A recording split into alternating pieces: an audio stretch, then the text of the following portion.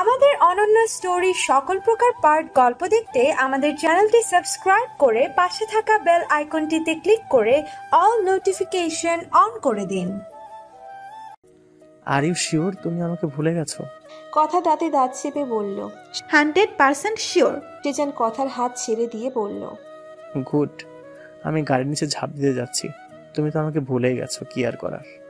ওর কথা শুনে চোখ বড় বড় করে চেয়ে আছে। ও ভালো করেই জানে এসব ওর ড্রামা।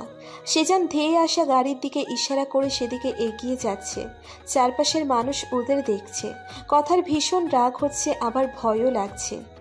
দেখুন, আমি জানি আপনি নাটক করছেন। ফাসলামি করতে গিয়ে দেখা যাবে সত্যি সত্যি একটা দুর্ঘটনা ঘটে যাবে। সবাই দেখছে, কিছুক্ষণ পরে ভিডিও করতে শুরু করবে, তারপর সবাই ট্রোল করবে। I don't care. সেজান থামছে না, রাস্তার মাঝে চলে যাচ্ছে প্রায়। কথা বাধ্য হয়ে চেঁচিয়ে পড়ল, ঠিক আছে, মেনে নিচ্ছি আপনাকে ভুল করিনি, ক্ষমা করে দিয়েছি, এবার নাটক বন্ধ করুন। সেজান মুচকি হেসে থেমে গেল। দৌড়ে কথার কাছে এসে মিটমিট করে হাসতে লাগলো। রাগে কথা ফোঁস করছে। সেজানকে একটা ধাক্কা মেরে চলে গেল। আজকে কথা আর সেজানের এঙ্গেজমেন্ট। আদৃশ কোনো কিছুর কমতি রাখেনি। নিচে ঘুরে ঘুরে ডেকোরেশন দেখছে। রুষা তৈরি হচ্ছে। আদ্রকে আগেই রেডি করে আদৃশ নিয়ে গেছে। রুষা ঘুরিয়ে ফিরিয়ে নিজেকে দেখছে। লাল শাড়িতে আবৃত করেছে নিজেকে। আজকে অনেক দিন পরে এভাবে পার্টির জন্য সেজেছে। কথা তৈরি হয়েছে কিনা দেখতে চলে গেল। কথা পার্পেল কালারের গাউন পরেছে, সাথে ডায়মন্ডের নেকলেস। নিজেকে রাজকন্যা লাগছে। ওর চোখ ছলছল করছে। কখনো ভাবেনি নিজেকে এই সাজে দেখবে। যার বাবা মা নেই তার এমন স্বপ্ন দেখতেও নেই। রুষা ওর ঘরে এসে ওকে দু চোখ ভরে দেখে বলল, মাশাআল্লাহ, একদম পরীর মতো লাগছে। এইসব তোমার জন্য আপু, আজ আমি যেখানে সব কিছু তোমার জন্য। বোকামি আমার জন্য কেন হবে? তোমার ভাগ্য গুণে তুমি এখানে। নিজের ভাগ্যের ক্রেডিট মানুষকে দেয়া ঠিক না। তুমি যা ডিজার্ভ করো তাই পেয়েছো এবং পাবে। এখন চলো, সবাই অপেক্ষা করছে। রুষা কথাকে নিয়ে চলছে গেল। সেজান কথাকে দেখতে ব্যস্ত হয়ে পড়ল। রুষা আংটি বদলের আঁকে ওদের একা ছেড়ে দিল। ওর চোখ আদৃশকে খুঁজছে। আদৃশকে পেয়েও গেল। ছেলেকে কোলে নিয়ে দাঁড়িয়ে আছে। ছেলে ঘুমিয়ে পড়েছে। আদৃশকে বরাবরের মতো ড্যাশিং লাগছে। রুষা চোখ সরিয়ে নিল। মেহমানদের সাথে কথা বলতে লাগলো। হঠাৎ করে আদৃশের চোখ পড়ে রুষার দিকে ওর চোখ আটকে যায়। মেহমানদের ছেড়ে ছেলেকে নিয়ে এসে রুষার পাশে দাঁড়ায়। রুষার দিকে নিষ্পলক চেয়ে আছে। ওর দৃষ্টি বুঝতে পারছে এত মানুষের সামনে ওকে এভাবে চেয়ে থাকতে দেখে অস্বস্তিতে পড়ে। রুষা গলা ঝেড়ে বলল, আংটি পরানোর সময় হয়ে গেছে। আদ্রকে চাচার কাছে দিয়ে ওদের কাছে চলো, আংটি পরাতে হবে, ওরা অপেক্ষা করছে। রুষা কথা আর সেজানের কাছে গিয়ে ওদের ডেকে আনে। আনন্দ হৈহুল্লোড়ের মধ্যে সুখময় পরিবেশে ওরা আংটি বদল করে নিল। কথার চোখ বেয়ে এক ফোঁটা পানি গড়িয়ে পড়ল। মনে হচ্ছে স্বপ্ন দেখছে।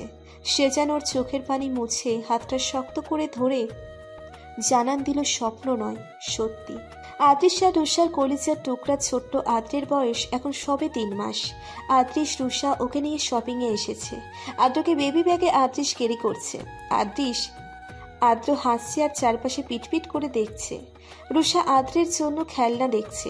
আদৃশ আদ্রকে নিয়ে দাঁড়িয়ে আছে। রুষা অনেকটা দূর পর্যন্ত এগিয়ে গেছে। ওর হাতে ছোট ছোট জামা। রুষা সেখান থেকে পছন্দ মতো ছেলের জন্য কতগুলো জামা কাপড় সিলেক্ট করলো। হাই পিউ। রুষা চমকে উঠে কণ্ঠস্বর শোনে। কপাল কুঁচকে বিরক্তি নিয়ে তাকালো সামনের দিকে। রকি মুচকি মুচকি হাসছে। রুষা ভ্রু কুঁচকে ওর দিকে চেয়ে জামা কাপড় রেখেই পিছনে হাঁটা ধরলো। আদৃশ যদি দেখে তবে ঝামেলা হয়ে যাবে। রুষা চায় না শপিং মলের মধ্যে কোনো সিন ক্রিয়েট হোক।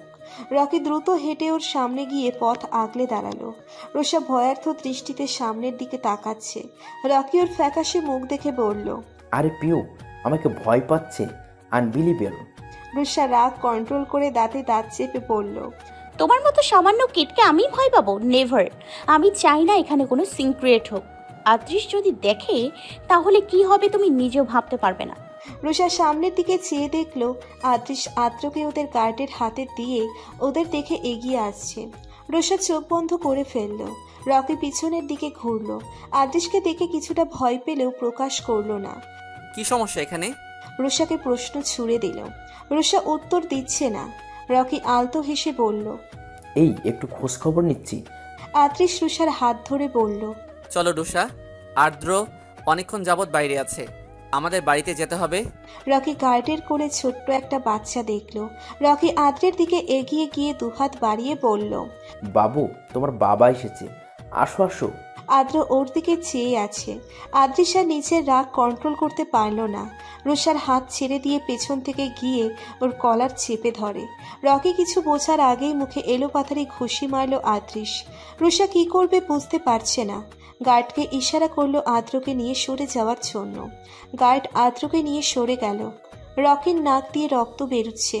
আদ্রিস ওর কলার চেপে ধরা অবস্থায় বলল, তোকে তখন ছেড়ে দেওয়াই ভুল হয়েছে, জানে মেরে দেওয়া উচিত ছিল। আমার ছেলেকে নিয়ে আবার আজে বাজে কথা বলছিস। আমি আর তোর নাটকে ফাঁসবো না। আর কখনো যদি রুষা আর আমার ছেলের আশেপাশে দেখি তবে জানে মেরে ফেলবো। রকি হাসছে আর বলছে, পিউ, আগের চেয়ে হট হয়ে গেছো। রুষা রাগে রেডি করতে করতে ওর দিকে এগিয়ে গেল। আদ্রিস রকিকে একটা লাথি মারল, তারপর সজোরে আর একটা লাথি মেরে ফেলে দিল। রকি মেঝেতে পড়ে গিয়ে হাসছে। আদ্রিস ওর দিকে এগিয়ে যেতে নিলে দেখে শপিং মলের গার্ডরা দৌড়ে চলে এসেছে। এসে ওকে নানান প্রশ্ন করছে। আদ্রিস সেদিকে পাত্তা না দিয়ে রকের দিকে রক্তচক্ষু চেয়ে রুষার হাত ধরে টেনে নিয়ে যেতে লাগলো। গাড়িতে উঠে আদ্রিস রাগে ফোঁস করছে। রুষা আদ্রকে কোলে নিয়ে অবাক হয়ে ভাবছে আদ্রিস এত কিছুর পরেও কেন রকিকে মারেনি। ওর আচরণ অনুযায়ী রকির এখনো বেঁচে থাকার কথা না। নিশ্চয়ই ওর পিছনে কোনো বড় কারণ আছে। তোমার সাথে ও কি কথা বলছিল? রুষা আদ্রিসের কথায় চমকে ওঠে। আদ্রকে একবার দেখল, ও ঘুমাচ্ছে। আদ্রিস যেভাবে কথা বলছে তাতে আদ্রের ঘুম ভেঙে যাবে। আদ্রিস, আস্তে কথা বলো, ও জেগে যাবে। আদ্রিস দ্বিগুণ তেজ নিয়ে বলল, আরে যাক না জেগে। ও কি বলছিল তোমাকে? নিশ্চয়ই আমার ছেলেকে নিয়ে আজে বাজে কথা বলেছে। রুষা আদ্রকে ভালো করে আগলে নিয়ে বলল, ও শুধু আমার নাম ধরে রেখেছে। আমি ওকে ইগনোর করে চলে আসছিলাম, আর ও আমার পথ আগলে দাঁড়ায়। আমি ওকে চলে যেতে বলেছি, তারপর তুমি তো নিজেই সামনে এলে। চলে যেতে কেন বলেছো? 2টা থাপ্পড় মারতে পারোনি? কি করেছে ভুলে গেছো? আমি এত মানুষের মধ্যে সিক্রেট করতে চাইনি। তাছাড়া আমার সাথে কে কি করেছে সেটা আমি কখনো ভুলবো না। আদ্রিস চুপ করে গেল। রুষা যে ওকেই বলছে বুঝতে বাকি নেই। আদ্র জেগে গেছে। রুষা ওকে নিয়ে ব্যস্ত হয়ে গেল। আদ্রিস কিছু একটা ভাবছে। বাড়িতে ফিরে ফ্রেশ হয়ে রুষা আদ্রকে খাওয়াচ্ছে। আদ্রিস বারবার ঘরে এসেও ফিরে যাচ্ছে। ওকে অস্থির লাগছে। রুষা শুধু আর চোখে দেখছে। আদ্রকে খাওয়ানো শেষ হলেই আদ্রিস কথাকে নিয়ে ঘরে ঢোকে। আদ্রিস কথাকে বলল, আদ্রকে নিয়ে একটু নিচ থেকে ঘুরে আসো, রুষার সাথে আমার একটু কথা আছে। কথা রুষার কোল থেকে আদ্রকে নিচ্ছে। আদ্রিস সিঙ্গেল সোফায় গিয়ে বসে পড়ল। রুষা বুঝতে পারছে গুরুত্বপূর্ণ কিছু, তাই আর তেরামি না করে কথার কাছে আদ্রকে দিয়ে দিল। কথা চলে যেতেই আদ্রিস দরজা বন্ধ করে দিয়ে এলো। রুষা গোল গোল চোখ করে চেয়ে আছে। আদ্রিস ওর কাছে এসে দুহাত পকেটে গুজে বলল, বস ঠান্ডা মাথায় আমার কথা শুনবে আর সব প্রশ্নের উত্তর ভেবেচিন্তে দিবে। রুষা সোফায় বসে পড়ল। সামনের চুলগুলো কানের পিছনে গুজে সিরিয়াস ভঙ্গিতে বসে আছে। ওর চোখ আদ্রিসের দিকে। আদ্রিস কিছুক্ষণ সময় নিয়ে বলল, তোমার ভাইয়ের মৃত্যুর ব্যাপারে আমি কিছু বলতে চাই। তুমি আমাকে তোমার ভাইয়ের খুনি ভাবো, কিন্তু আমি তাকে খুন করিনি। হ্যাঁ, এই জীবনে অনেক মানুষ মেরেছে, কিন্তু তোমার ভাইকে আমি মারিনি। আমি তোমার কাছে প্রমাণ করতে চাই আমি এসবের সাথে জড়িত নই। কেন প্রমাণ করতে চাইছি জানো? আদ্রের জন্য। ওর উপরে আমাদের দুজনের প্রভাব ফেলছে। নয়তো আমি কখনো তোমার কাছে নিজেকে প্রমাণ করতে চাইতাম না। কে আমাকে কিভাবে, তাতে আমার বিন্দুমাত্র কিছু আসে যায় না। আমি তোমাকে ভালোবাসি কিংবা বাসি না, এটা কোনো ফ্যাক্ট না। ফ্যাক্ট আদ্রের ভবিষ্যৎ। আমি চাই ও স্বয়ংসম্পূর্ণ পরিবার পাক। তাকে আজ আমি নিজ থেকে তোমার সাথে এই বিষয়ে কথা বলতে এসেছি। তোমার কাছে নিজেকে নির্দোষ প্রমাণ করার ইচ্ছে থাকলে অনেক আগেই করতাম। আমি তোমার ভাইকে খুন করিনি রুষা। রুষা এতক্ষণ চুপ থাকলেও এইবার মুখ খুলল। আই উইশ এটা সত্যি হতো। আদ্রিস চোয়াল শক্ত করে বলল, এটাই সত্যি, কিন্তু তুমি মানতে চাইছো না। একদিন এই জন্য তোমাকে আফসোস করতে হবে, ভেঙে চুরে শেষ হয়ে যাবে। এই জন্য যদি কখনো আমাকে আফসোস করতে হয়, তবে সেদিন হবে আমার জীবনের সেরা দিন। সেদিন আমি তোমার পায়ে পড়ব, মাফ চাইব, তুমি যা শাস্তি দেবে মাথা পেতে নেব। যদি সেদিন তোমাকে মাফ করতে না পারি, তাই বলছি আমাকে বিশ্বাস করো। তোমাকে মিথ্যা বলে আমার কি লাভ?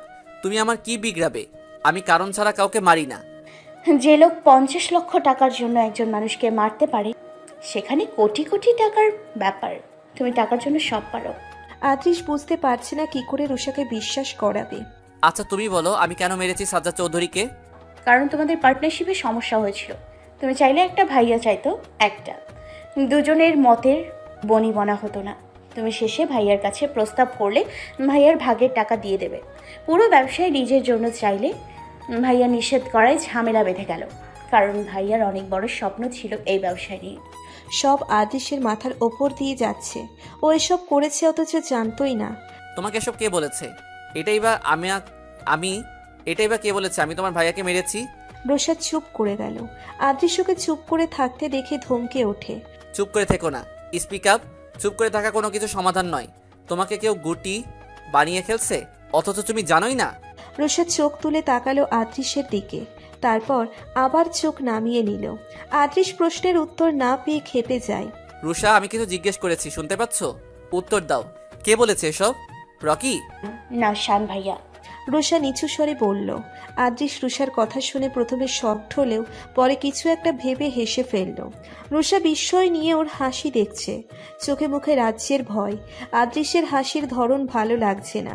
তুমি শান ভাইয়ের ক্ষতি করার কথা ভাবছো না তো? এত বড় মাপের মানুষের আমি কি ক্ষতি করব? ও তোমাকে মিথ্যা বলেছে। ও নিজেই জানে না তোমার ভাইয়াকে আদৌ খুন করা হয়েছে কিনা। ও ইচ্ছে করে আমার নাম বলেছে, এর পেছনে অবশ্য কারণ আছে। রুষা কৌতূহল নিয়ে জিজ্ঞেস করলো, কি কারণ? সাজ্জাদ চৌধুরী রাজনীতি করত, সেখানে ব্যস্ত সময় কাটাতো, তাই শান চৌধুরীকে ব্যবসার দায়িত্ব দিয়েছিল। কিন্তু শানের সাথে আমার বনিবনা হচ্ছিল না। আমি এটা সাজ্জাদ চৌধুরীকে জানাই আর বলি যে শান নিজের খেয়াল খুশি মতো কাজ করলে আমি পার্টনারশিপ ভেঙে দেবো, কারণ লস করে বিজনেস আমি করব না। তার পরের দিন এসে শান চিৎকার চেঁচামেচি শুরু করে দেয়। সাজ্জাদ চৌধুরীর ভাই বলে আমি ওকে ছেড়ে দিয়েছি, নয়তো আমার উপর চিৎকার চেঁচামেচি করবে আর আমি ছেড়ে দিব, তা হয় নাকি? সাজ্জাদ চৌধুরী মাঝে মাঝে এসে সব খোঁজখবর নিতেন, আমার সাথে সব সময় যোগাযোগ করতেন, সব ভালোই চলছিল। তারপর হঠাৎ তার মৃত্যুর খবর শুনলাম। তার মৃত্যুর পরে আমি শানের সাথে পার্টনারশিপ ভেঙে দেই, কারণ ও খুব লোভী, নিজের ফায়দা চাই, আর আমিও লস করতে কিংবা রাজি নই। প্রচুর তর্কাতর্কির এক পর্যায়ে চুক্তি ভেঙে দেই, এতে শানের প্রচুর লস হয়। আমার উপর ভীষণ ক্ষেপে যায়, হাতাহাতিও হয়।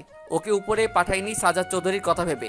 তার প্রতি আমার একটা রেসপেক্ট কাজ করতো। যদি মারার হতো শানকে মারা উচিত ছিল, সাজ্জাদ চৌধুরীকে নয়।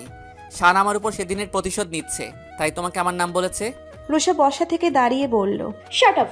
আমার ভাই এত নীচ নয়, একজনের উপর ব্যক্তিগত ক্ষোভের কারণে বড় ভাইয়ের খুনির উপাধি দেবে। সেটাই করেছে, আমি খুন করিনি। আমি এখন তোমাকে একটা মিথ্যা কথা বললে কিংবা কোনো বিষয়ে প্রতারণা করলে সেটা আদ্রের উপর প্রভাব পড়বে, তাই আমি মিথ্যা বলবো না। আমি করিনি খুন সাজ্জাদ চৌধুরীকে, আর খুব শীঘ্রই প্রমাণ করে দেব। বুক চাপকে কাদার সময় এসে গেছে তোমার। আদ্রিস দরজার কাছে গিয়ে থমকে দাঁড়ালো, তারপর ফিরে বলল, জানতে ইচ্ছে করেনি রকিকে কেন মারিনি। ওকে মারিনি কারণ আমার মনে হয়েছে ওর বেঁচে থাকা জরুরি। ও এই রহস্যে জড়িয়ে আছে, অনেক কিছু জানেও, তাই আমার ছেলেকে মারার চেষ্টার পরেও ওকে ছেড়ে দিয়েছি, যাতে প্রয়োজনে ওকে ব্যবহার করতে পারি। ওকে গোডাউনে আটকে রেখেছি, এখন সেখানেই যাচ্ছি, তুমি চাইলে যেতে পারো। রকির মাথায় গরম পানি ঢালছে আর রকি গগন বিদারী চিৎকার করছে। আদ্রিসের পাশে রুষা দাঁড়িয়ে আছে। আদ্রিস ইশারা করলো ওর লোককে চলে যেতে। আদ্রিস আর রুষা ওর সামনে গিয়ে দাঁড়ায়। আদ্রিস ওর চুল টেনে ধরে বলল, রুষার ভাইকে আমি মেরেছি, এসব কেন বলেছিস তুই? আর শান, সাজ্জাদ চৌধুরীর মৃত্যু কিভাবে হয়েছে সত্যি করে বলো, আজকে আমার মেজাজ খারাপ আছে। আদ্রিস তারপর গরম লাল হয়ে যাওয়া শিক এনে বলল, মিথ্যা বললে তোর দুই চোখই গরম শিক দিয়ে তুলে নেব। রকি এমনিতেই মুমূর্ষু রোগীর মতো ছটফট করছে, প্রাণ আসছে আর যাচ্ছে। আদ্রিস আবারও ধমকে বলল, মিথ্যা বলেছিস কেন রুষাকে? রকি বিড়বিড় করে বলল, শান বলতে বলেছে, কিন্তু আদ্রিস এসবের কিছুই জানে না। আমি সত্যি বলছি, আমাকে ছেড়ে দাও প্লিজ। রুষা ওর কথা শুনে ওইখান থেকে বের হয়ে এলো। আদ্রিস ওর পিছনে পিছনে গেল। রুষা রাগে ফুঁসছে। আদ্রিসের অস্তিত্ব অনুভব করে পেছনে ঘুরে বলল, আমাকে বোকা মনে হয়? তুমি ওর কি অবস্থা করেছো? ওকে মেরে এসব স্বীকার করিয়েছো, তাই না? শান ভাইয়া কখনো আমাকে মিথ্যে বলবে না। উফ রুষা, তুমি এত বোকা কেন? আমি কেন ওকে দিয়ে স্বীকার করাবো? তুমি শানকে গিয়ে জিজ্ঞাসা করো। তুমি প্রমাণ করে দাও তুমি খুন করনি, অ্যাক্সিডেন্ট অথবা অন্য কেউ মেরেছে আমার ভাইকে, আমার ভাই ভাবিকে। আমি সব ধরনের সাপোর্ট দেব, কিন্তু আমার ভাইয়ের দিকে আঙুল তুললে আমি মেনে নিব না। আদৃশ বুঝতে পারছে এখানে রুষার ভাইয়ের প্রতি বিশ্বাস, ভালোবাসা, ইমোশন জড়িয়ে আছে। আচ্ছা ফাইন, আমি প্রমাণ করব এতে তোমার সাহায্য প্রয়োজন। সাজ্জাদ চৌধুরীর মোবাইল, ল্যাপটপ এগুলো প্রয়োজন। ভাইয়ার মোবাইল অ্যাক্সিডেন্টে শেষ, আর ল্যাপটপে কিছু পাইনি, আমি চেক করেছি। আর পার্সোনাল নোটবুক, ডায়েরি, কোনো পেপার? ওসব আমি খুঁজিনি। গুড। আদৃশ অন্যদিকে ঘুরে ঠোঁট কামড়ে ধরে কিছুক্ষণ ভাবল। আদৃশ সাজ্জাদের ডায়েরির একটা পেজ খুলে ভ্রু কুঁচকে চেয়ে আছে। পেজটা ছিঁড়ে ডায়েরি জায়গা করে রেখে দিল। আদৃশ খুব সাবধানে ছেঁড়া কাগজটা পকেটে রাখল। গাড়ি ড্রাইভ করতে করতে একটা কথাই ভাবছে। সাজ্জাদ চৌধুরী কাকে মানুষ করতে পারেনি? টেবিলের উপরে ছোট ছোট 2টা নোটবুক, বাদামি রঙের মোটা ডায়েরি, কিছু ফাইলপত্র। রুষা বিরস মুখে এসবের সামনে বসে আছে। আদৃশ ঘরে ঢুকে রুষাকে এভাবে দেখে বলল, এসব কি? রুষা টেবিলের উপরে ইশারা করে বলল, এখানে কিছু পাইনি। আদৃশের চোখ পড়ল বাদামি রঙের ডায়েরির দিকে। এখান থেকে একটা পাতা ছিঁড়েছে, যেটা এখনো ওর পকেটে। আদৃশ রুষার পাশে বসলো। তারপর ঠোঁট কামড়ে কিছু একটা ভেবে রুষার দিকে চেয়ে বলল, তোমার ভাই কাকে নিয়ে ডিপ্রেস ছিল, তোমাকে নিয়ে না শানকে? রুষার কপাল কুঁচকে এলো। মানে কি? ভাইয়া আমাদের কাউকে নিয়ে ডিপ্রেসড ছিল না। ছিল তো অবশ্যই, নয়তো আক্ষেপ করার কথা না। আক্ষেপ করে বলতো না মানুষ করতে পারিনি। রুষা কিছুই বুঝতে পারছে না, উৎসুকভাবে আদৃশের দিকে চেয়ে আছে। আদৃশ ওকে বুঝতে পেরে পকেট থেকে একটা কাগজ বের করে দেখিয়ে বলল, তোমার ভাইয়ের এই ডায়েরি থেকে ছিঁড়েছি। রুষা ওর হাত থেকে কেড়ে নিয়ে বলল, তুমি আমার ভাইয়ের ডায়েরিতে কার পারমিশন নিয়ে হাত দিয়েছো? আর পাতা ছিঁড়েছো কেন? আমি ডায়েরির পাতা ছেঁড়া দেখেছি, কিন্তু তুমি যে ছিঁড়েছো বুঝতে পারিনি। পারমিশন ছাড়া হাত দেওয়ার জন্য সরি, কিন্তু চুপ করে বসে থাকতে পারছিলাম না, কারণ এলিগেশন তো আমার নামে আনা হয়েছে। তাই এই পাতাটা খুলে পড়ো আর বলো আমাকে এই লাইনগুলো লেখার কি কারণ। রুষা দ্রুত পাতাটা খুলল। সেখানে জেল পেন দিয়ে গুটিসুটি হাতে লেখা, আমি ওকে মানুষ করতে পারিনি। হয়তো আমার শিক্ষায় কমতি ছিল, কিন্তু আমার ভালোবাসায় খুঁত ছিল না। আমাকে মাফ করে দিও বাবা, আমাকে মাফ করে দিও মা। আমি আমার দায়িত্ব পালন করতে পারিনি। রুষা স্তব্ধ হয়ে চেয়ে আছে লেখাগুলোর দিকে। কাকে নিয়ে এত আক্ষেপ করছে? কেন আকুতি নিয়ে মাপ চাইছে? রুষা ডায়েরি বের করে পাতাটা মেলালো। হ্যাঁ, এই ডায়েরির পাতাটা আর লেখাটাও ওর ভাইয়ের। ও তো ভাইয়ের শিক্ষায় বড় হয়েছে, ভাইয়ের সব কথা মেনে চলতো। ওকে নিয়ে ভাইয়ের কোনো অভিযোগ ছিল না। তাহলে? আদৃশ দ্রুত প্রশ্ন ছুড়ে দিল, তোমাকে নিয়ে আক্ষেপ ছিল? রুষা ছলো ছলো চোখে আদৃশের দিকে চেয়ে বলল, আমি ভাইয়াকে কখনো এতটা হার্ট করিনি যে আমাকে অমানুষ মনে করবে। আমার বিরুদ্ধে তার কোনো অভিযোগ ছিল না, সব সময় আমাকে নিয়ে গর্ব করত। আদৃশ যা বোঝার বুঝে গেল। ও বসা থেকে উঠে দাঁড়িয়ে বলল, প্রকৃত অপরাধীকে খুঁজতে হলে সবাইকে অপরাধীর তালিকায় রাখা উচিত, অন্তত মনে মনে। কি বলতে চাইছো? শানকেও সে তালিকায় স্থান দাও। সবার জন্য আইন যেমন সমান, তেমনি সবার জন্য তোমার দৃষ্টিভঙ্গি সমান রাখো। রুষা কটাক্ষ করে বলল, শান ভাইয়াকে? তুমি কি বলতে চাইছো? শান ভাইয়া এর পেছনে আছে? আদৃশ বিরক্তি নিয়ে বলল, তুমি অযথা রিয়্যাক্ট করো। আমি বলেছি ও এর পেছনে আছে, বলেছি ওকেও তালিকায় রাখতে। তাই বলে শান ভাইয়া? তুমি আমাকে সময় ও সুযোগ উভয়ই দিয়েছ নিজেকে প্রমাণ করার, তাই প্লিজ কোঅপারেট। তুমি তো হ্যাকিং জানো, শানের ল্যাপটপটা হ্যাক করতে পারবে? পারবো, কিন্তু করব না। আমি শান ভাইয়ার ল্যাপটপ কিছুতেই হ্যাক করব না। তুমি আমাকে ব্যবহার করে তার প্রয়োজনীয় সমস্ত ডাটা লিক করতে চাইছো। Shut up. তুমি একটা মাথা মোটা, কি করে যে সহ্য করছি। উফ, আমি তোমাকে বলেছি চেক করতে, তুমি ক্লু খুঁজবে, আমাকে হ্যাক করে দিতে বলিনি। এখন বলো তুমি করবে না অন্য ব্যবস্থা নিব? রুষা ভেবে দেখল, আদৃশ যখন একবার বলেছে চেক করেই ছাড়বে, তার চেয়ে বরং ও নিজেই দেখুক। ভাইয়ের প্রয়োজনীয় ডাটা হ্যাক হবে না। ঠিক আছে, আমি দেখছি। Guys, need to hack a laptop, I want your help. Rusha ওর বিদেশে থাকা বন্ধুদের গ্রুপে ছোট্ট করে মেসেজ করলো সাহায্য প্রাপ্তির জন্য। রুষা ল্যাপটপ নিয়ে বসে আছে, ঘাড় ব্যথা করছে। ডানে বামে ঘাড় ঘুরিয়ে কফিতে চুমুক দিল। আদ্র ঘুমাচ্ছে। রুষার বেশ বিরক্ত লাগছে। সারাদিন ছেলের পিছনে সময় দেওয়ার পর রাতে একটু ঘুমাবে তার জো নেই। খুব ক্লান্ত লাগছে। স্ট্রং সিকিউরিটি দেওয়া, তাই যথেষ্ট সময় লাগবে। রুষার রাগ লাগছে। আদৃশ অযথা ফালতু কাজে ওকে ফেলে দিয়েছে। হঠাৎ করে আদ্র কেঁদে উঠল। আদৃশ ইশারা করে বলল ও দেখছে। আদৃশ আদ্রকে কোলে তুলে নিল, কিন্তু ওর কান্না থামছে না। রুষা কাজে মন বসাতে পারছে না। ছেলের কান্না উপেক্ষা করে কাজ করা কি সম্ভব? রুষা উঠে গেল, আদৃশের কাছ থেকে ওকে নিয়ে হেঁটে হেঁটে কান্না থামালো, ওকে খাওয়ালো, তারপর আবার কোলে নিয়ে পিঠে হাত রেখে হেঁটে হেঁটে ঘুম পাড়াচ্ছে। আদ্র ওর ঘাড়ে মাথা রেখে আলতো শব্দ করছে। কিছুক্ষণ এভাবে চলার পর আদ্রের নড়াচড়া শব্দ না পেয়ে আদৃশকে ইশারায় জিজ্ঞেস করলো, ঘুমিয়েছে?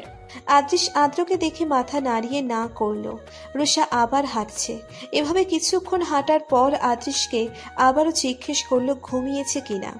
আদৃশ জানালো ঘুমিয়েছে। রুষা খুশি হয়ে ওকে শোয়াতে নিয়ে গেল। ধীরে ধীরে ওকে নামিয়ে বিছানায় শুইয়ে দিল যাতে না জেগে যায়। হঠাৎ করে আদ্রের বন্ধ চোখ খুলে গেল, পিটপিট করে চেয়ে আছে। রুষা আদ্রকে দেখে টাস্কি খেল, মাত্রই ঘুমিয়েছে। শুইয়ে দিতেই ঘুম উবে গেল।